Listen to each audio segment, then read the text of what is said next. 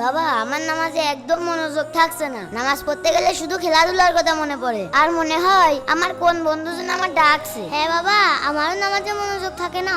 নামাজ পড়তে গেলে শুধু কার্টুনের কথা মনে পড়ে আর বিভিন্ন টিভি সিরিয়ালের কথা মনে পড়ে। তাহলে তো চিন্তার বিষয়। আচ্ছা দাঁড়াও, আমার কাছে একটা আইডিয়া আছে।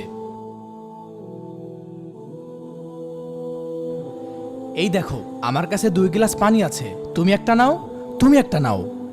এই 2 গ্লাস পানি নিয়ে ওই যে দূরে গাছ দেখছো, ওই গাছের ওখান থেকে ঘুরে আসতে হবে। কিন্তু শর্ত একটা, এই 2 গ্লাস পানি থেকে 1 ফোঁটা পানি যেন মাটিতে না পড়ে। আর যদি পড়ে, এই দেখো আমার হাতে ছাতা, এই ছাতা দিয়ে তোমাদের মায়ের হবে।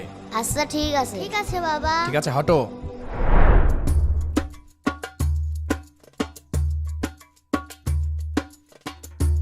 এই দাঁড়াও দাঁড়াও, এখানে দাঁড়াও। কি হলো, 1 ফোঁটা পানি কি পড়েছে? না বাবা।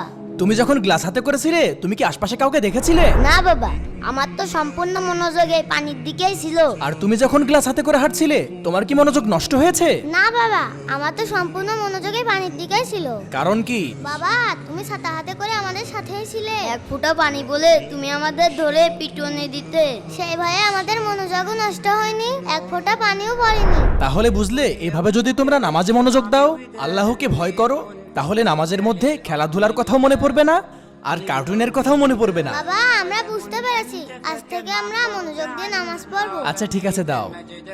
বন্ধুরা, আমি কি ঠিক বলেছি? কমেন্টে অবশ্যই জানাবেন।